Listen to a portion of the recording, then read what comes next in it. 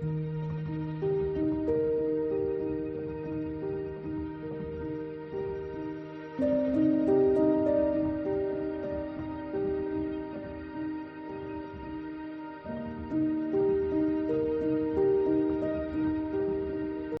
चला, हा दुसऱ्या दिवशीचा व्हिडिओ आहे, म्हणजे पाडव्या दिवशी संध्याकाळपर्यंतचा व्हिडिओ काल तुम्हाला पाठवलं मी.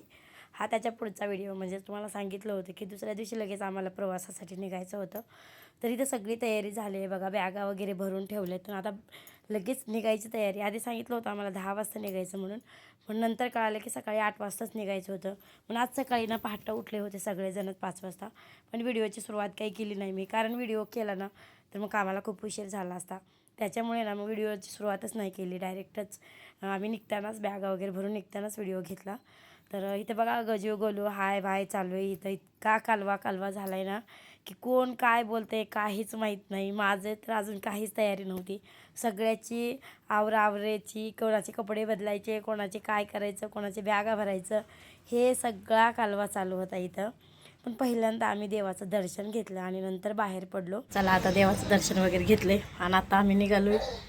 साध्या साड्या घातल्यात, कारण पुढे आम्हाला एक पाण्यातून जायचं आहे, त्याच्यामुळे साध्या साड्या घातल्यात आम्ही आता.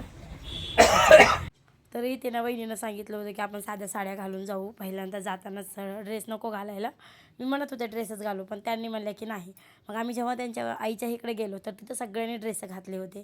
नंतर मग आम्हाला पण तिथे गेल्याच्या नंतर चेंज करावं लागलं, कारण वहिनीच्या आईचं जे घर आहे तर तिथूनच गाड्या निघणार होत्या, म्हणून आम्ही इथून घरची गाडी घेऊन चाललो होतो सगळं.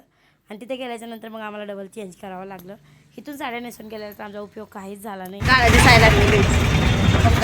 Bye bye bye bye Tata.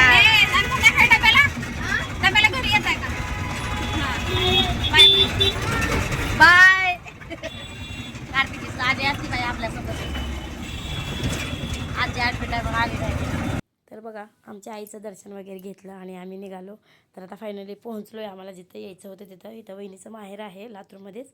तर तिथं आलो. तिथं गाड्या वगैरे येऊन थांबल्या होत्या आणि नंतर आम्हाला ड्रेस चेंज करा म्हणून सांगितलं, म्हणून आम्ही जाऊन ड्रेस चेंज केले त्यांच्या वहिनीच्या घरी. आणि तिथून मग आमचा प्रवास चालू झाला फायनली जाण्यासाठी.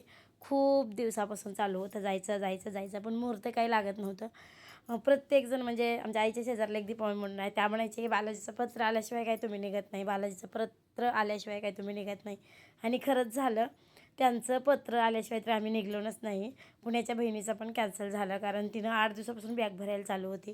पण नेमकं निघायच्या टाईमला तिच्या सासूला ॲडमिट करावं लागलं, म्हणून ना ती काही आली नाही. मग तसंच होतं, बालाजीला जेव्हा बोलवायचे आणि ज्यांना बोलवायचे आहे त्यालाच तो देव घेऊन जातो असं म्हणतात. बाकी कोणाला पण बालाजी बोलवत नाही. आमचं पण 10 वर्षापासून चालू होतं जायचं. ह्या 2 महिन्यात तर खूपच म्हणजे कंटिन्यू दिवस रात्र आमच्या तोंडात तोच शब्द की बालाजीला जायचं आहे. नेमकं कधी जायचं आहे, काय जायचं आहे, काहीच माहीत नव्हतं.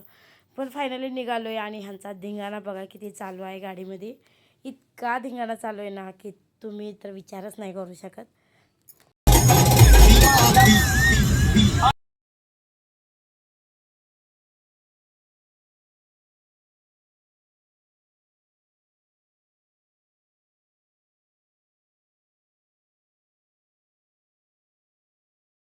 तर बघा आता आम्ही फायनली निघालो आहे, पण ह्यांचा धिंगाणा काही कमी होत नाही. एवढा धिंगाणा घातला आणि शेवटी ना जे करायचं आहे तेच केलं, कारण गाडीत एवढ्या उलट्या होत्यात ना ह्या सगळ्या पोरींना की काय सांगायलाच नव्हतं. इतकी गाडी तर खराब झाली होती ना ह्यावेळेस. अक्षरशः पोरींनाच धुवायला लावली गाडी, कारण त्यांच्यामुळेच गाडी खराब झाली सगळी. त्याच्यामुळे एका ठिकाणी जिथं पाणी बघून गाडी थांबवली, त्या ठिकाणी आम्ही स्वयंपाक पण बनवून जेवू शकतो आणि गाडी पण धुवू शकतो अशा ठिकाणी गाडी थांबवली. रस्ता कसा कडत होता तर कळत नव्हतं. वाटेने जाताना आम्ही जाता येता कंटिन्यू तसाच धिंगाणा होता. गाडीमध्ये पण इतकी मजा आली ना, खरंच खूप भारी वाटलं. मला वाटलं की आपण वर्षाला अशी ट्रिप काढायला पाहिजे एकदा तरी, पण दरवर्षी नाही होत म्हणताय खरं माणूस, पण नाही होत. काहीतरी अडचणी येतात. संसार म्हणलं ना तर संसारातून बाहेर निघायचं म्हणलं ना तर सुटकाच भेटत नाही. खरंच आवर्जून काढावी लागते. तर फायनली आलो आहे आम्ही पहिल्या ठिकाणी, म्हणजेच घरून प्रवास चालू झाल्यापासून पहिल्या ठिकाणी आलो आहे. आणि इथं माझ्या बाळूनं व्हिडिओ धरला होता. माझ्या बाळूलाही जास्त व्हिडिओ करायची येत नाही.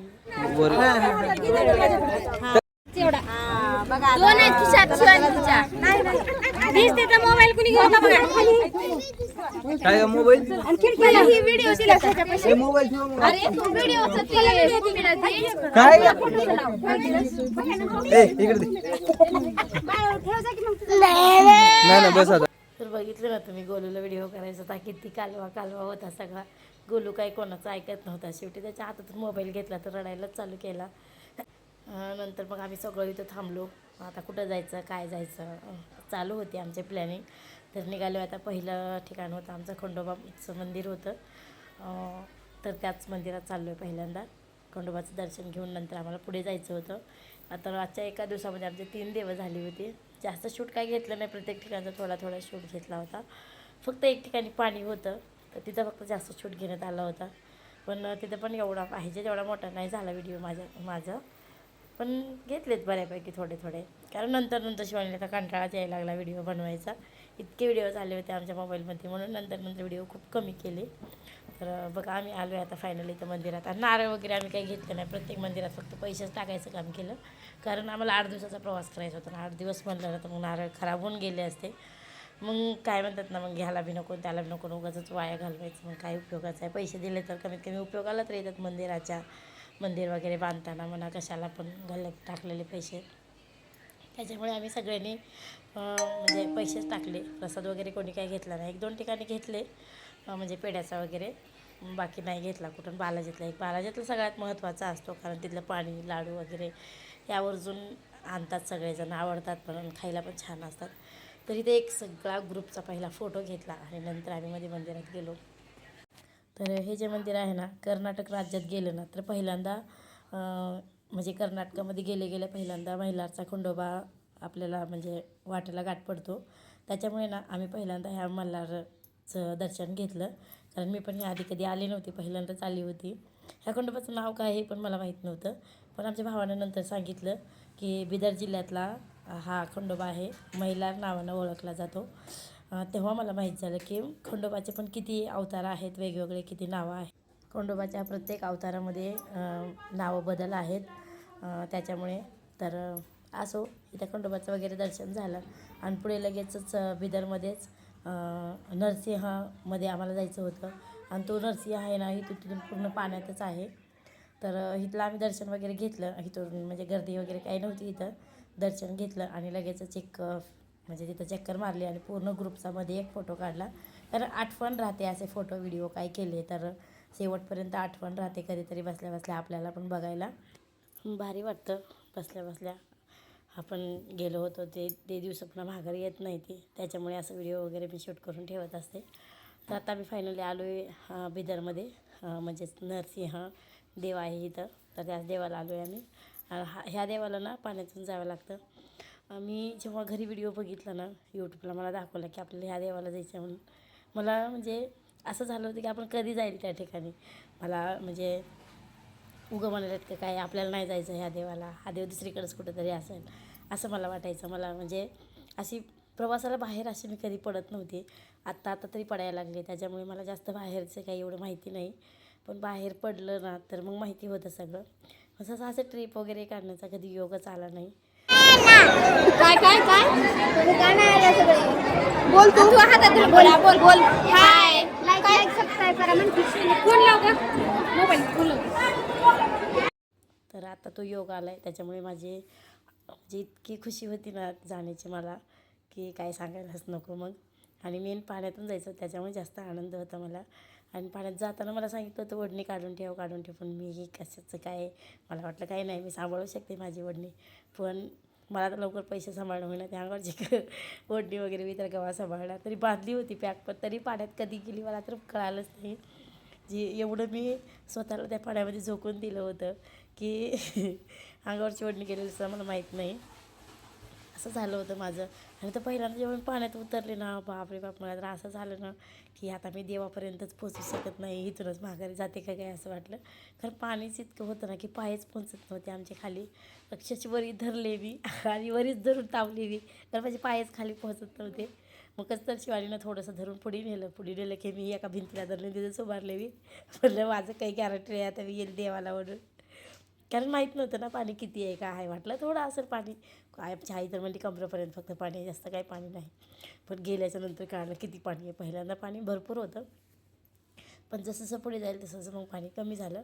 उंच माणसाचं काय प्रॉब्लेम नाही तिथं, पण हाईट कमी असणाऱ्याचं खूप प्रॉब्लेम आहे तिथं. कारण त्या माणसाला पाय पोहोचत नाहीत, पाण्यातच बुडतं डायरेक्ट.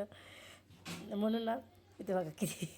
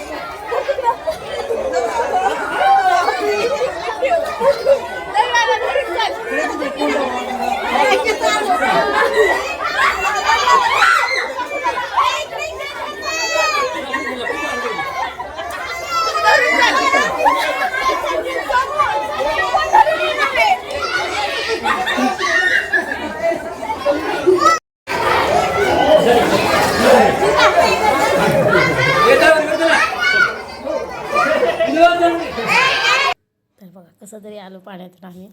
पुढे पुढे ढकलत आलो. आता मंदिरात चढलो. पायऱ्या इथं 2-4 पायऱ्या आहेत, तेवढ्या पायऱ्या चढलं ना तर मग पुढे देव आहे नरसिंह. म्हणजे पुढे देवाचा व्हिडिओ नाही केला, पण वाटेने जाताना हा देव लागतो पहिल्यांदा, आणि मग नंतर पुढे देव आहे. त्यातला व्हिडिओ काही घेतला नाही. डायरेक्ट मग आम्ही माघारी जातानाचाच व्हिडिओ घेतला आहे. तर रिटर्न जाताना पण आम्हाला पाण्यातूनच जावं लागतं.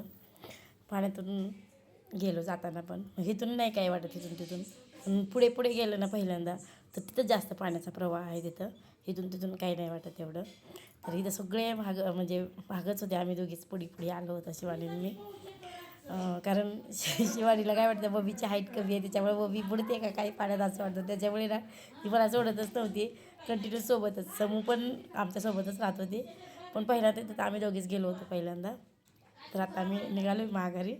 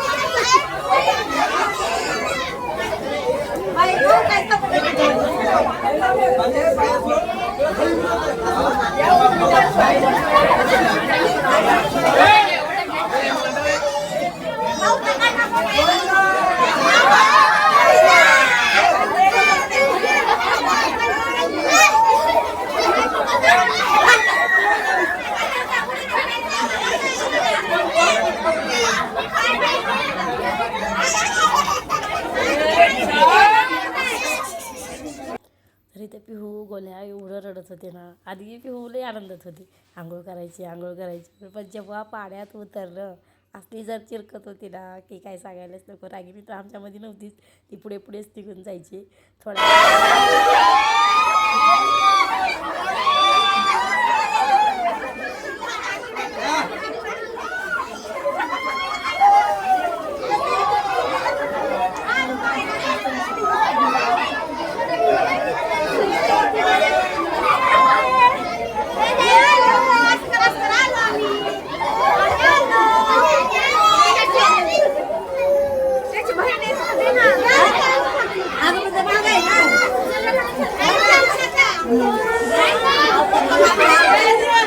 तर बघा आत्ता बाहेर आलो आहे आम्ही. तर बाहेर आल्याच नंतर माझ्या लक्षात आलं, बाहेर आल्यावर पण माझ्या लक्षात आलं नाही.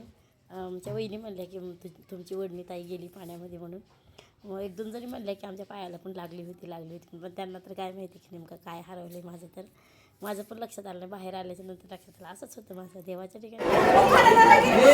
आता बाहेर आलं.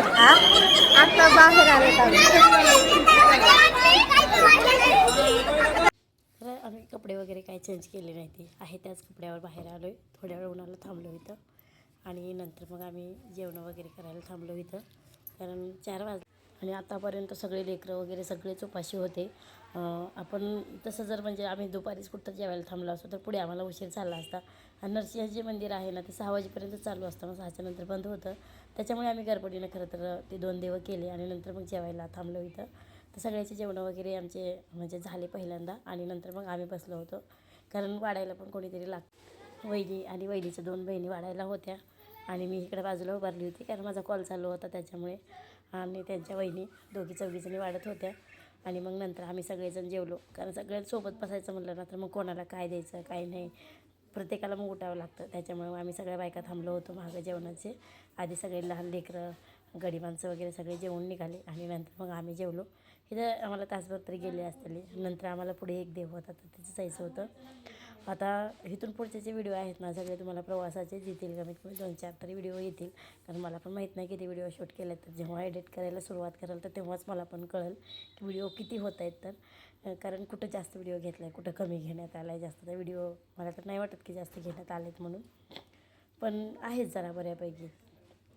बघू तरी पण व्हिडिओ येत गेल्याच्यानंतर तुम्हाला पण समजेल की मी किती व्हिडिओ शूट केले तर, कारण मला पण माहीत नाही की किती व्हिडिओ शूट झाले असतील, काय झाले असतील. मी जेव्हा एडिट करायला घेईल ना तर तेव्हाच मला पण समजेल की व्हिडिओ किती केलेत. तर तरी बऱ्याच ठिकाणी व्हिडिओ तर करण्यातच नाही आले, कारण देवाच्या ठिकाणी प्रत्येक ठिकाणी व्हिडिओ चालत नाही आणि बालाजीमध्ये तर नाहीच नाही, म्हणून ना व्हिडिओ नाही घेण्यात आले जास्ती करून. तरी पण जेवढे झाले तेवढे आता इथून पुढे एक पाठवेल मी, पण मला एडिट करायला टाईम भेटत नाही म्हणून तो वेगळा प्रश्न राहिला. पण तरी पण जेवढे आहेत तेवढे मी शेअर करेल. तर आता इथं फायनली आम्ही जेवायला बसलो आहे आणि जेवायला बसल्यावर एवढं भारी वाटत होतं ना मला की काय सांगायलाच नको, कारण मी शक्यतो प्रवास कधी केला नव्हता असा पूर्ण ग्रुपमध्ये, पहिल्यांदाचा प्रवास होता माझा. म्हणून असं ग्रुपमध्ये बसून जेवायला खूपच भारी वाटत होतं आणि त्यातले त्यात सगळ्याचे पदार्थ ह्याचं थोडं त्याचं थोडं घेण्यामध्ये तो काय आनंद असतो ना तो वेगळाच आनंद असतो. तर असं चला, तर पुढच्या व्हिडिओमध्ये भेटू आता. बाय.